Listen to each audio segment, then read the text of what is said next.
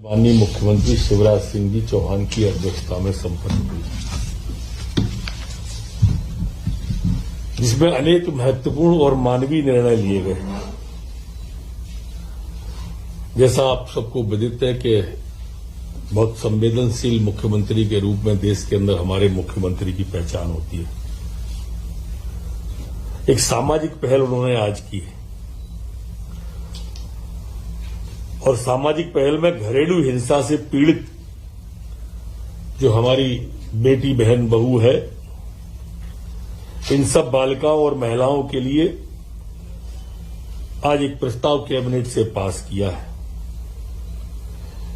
इस घरेलू हिंसा में अगर नातेदार जो ससुर कहलाते हैं, देवर कहलाते हैं, इस तरह के नातेदार भी शामिल हैं, अगर वो घर में प्रताड़ित करते हैं, तो अगर वो हिंसा में 40% की क्षति हमारी बेटी बहू बहन को होगी तो 2 लाख रुपया, इससे अधिक होगी तो 4 लाख रुपया, और उसके न्यायालय में जो प्रकरण रहता है तो उसके आवागमन का पूरा खर्चा, उसकी व्यवस्था, उसकी इलाज की पूरी व्यवस्था, ये सब दिया जाएंगे। और इसके लिए हमारे यहां पर कलेक्टर को अधीन आवेदन पत्र देंगे, पुलिस अधीक्षक, सीएमएचओ, स्वास्थ्य और महिला बाल विकास अधिकारी ये इस व्यवस्था को देखेंगे। दूसरा जो महत्वपूर्ण निर्णय है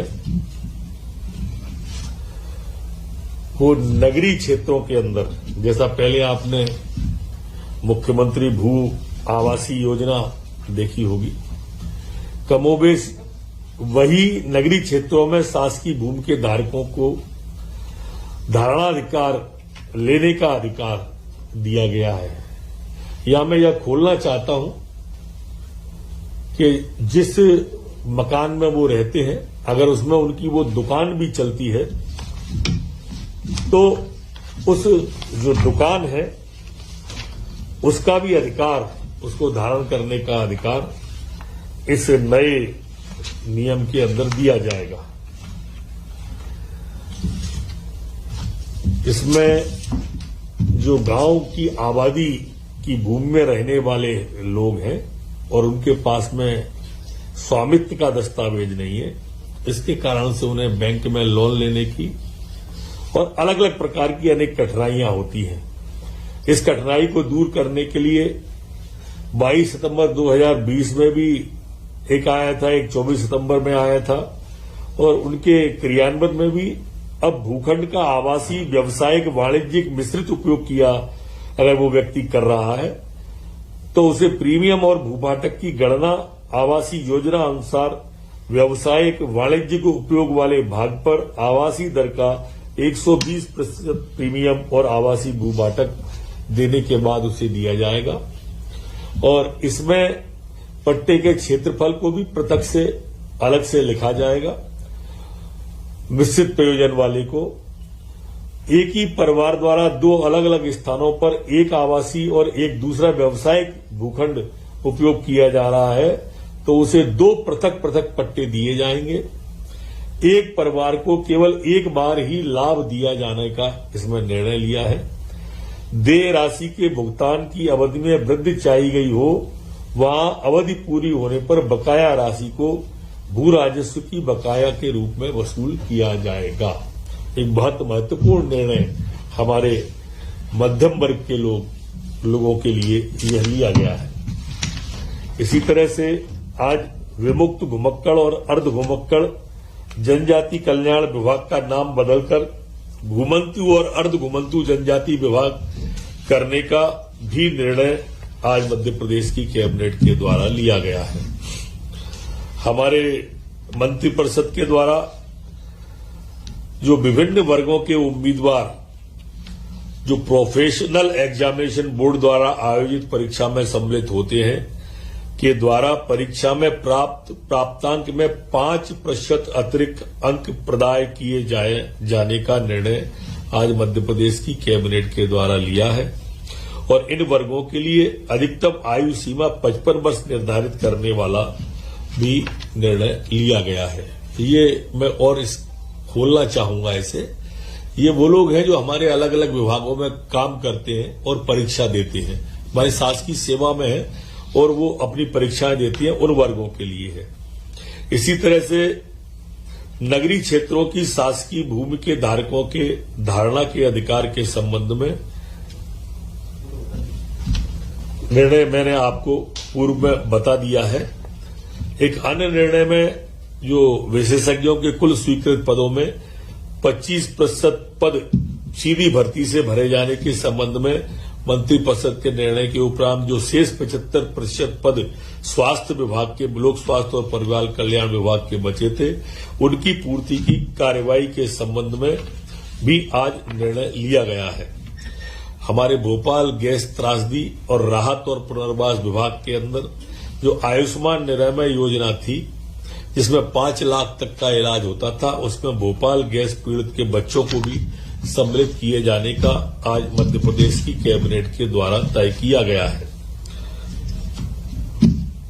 ये जो मध्य प्रदेश की सवा सिलेंडर प्राइवेट लिमिटेड उज्जैन औद्योगिक क्षेत्र मक्सी रोड पर जो था भूखंड, उसे 9.86 करोड़ की स्थायी पूंजी निवेश के द्वारा लघु सूक्ष्म और मध्यम उद्यम विभाग के द्वारा 7 क्यूबिक मीटर का डी टाइप गैस सिलेंडर निर्माण के विस्तार के लिए भूखंड देने का आज मध्य प्रदेश की कैबिनेट ने तय किया है।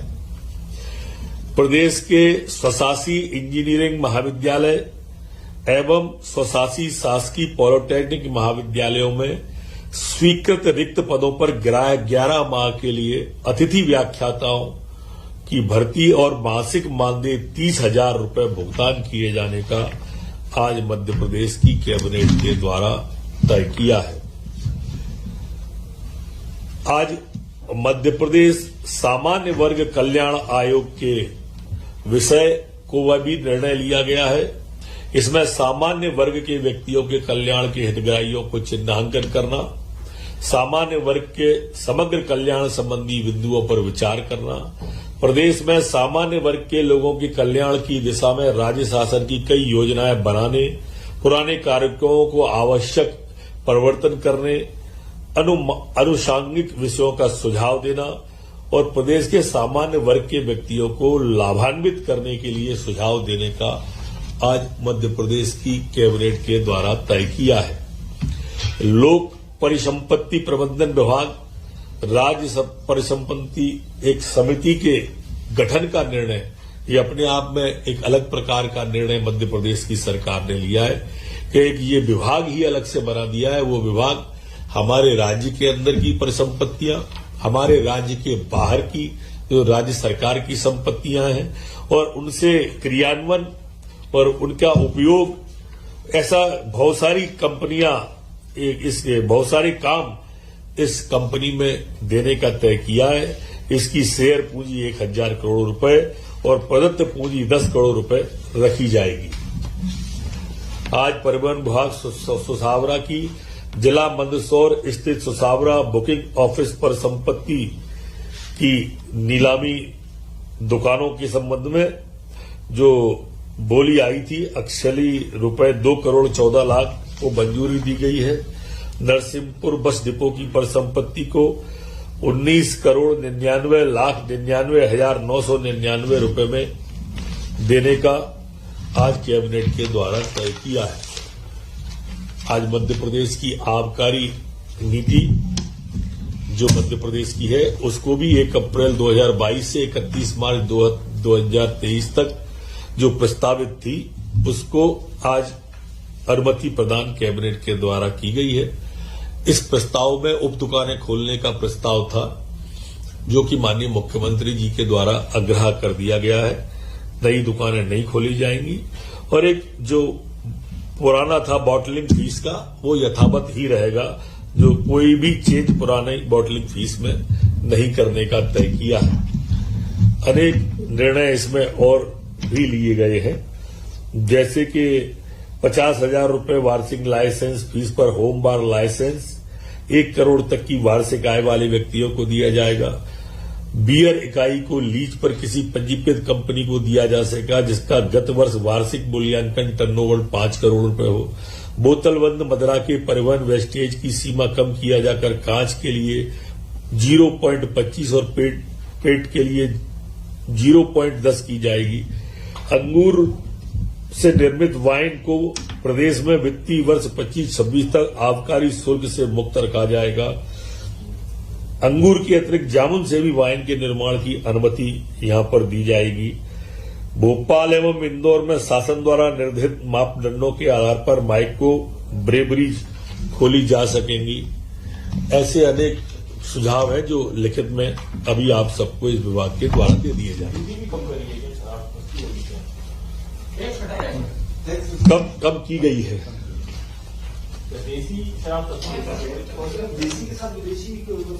जी अभी आपको लिखित में दिए दे रहे हैं, वो भी दे रहे हैं, बताना।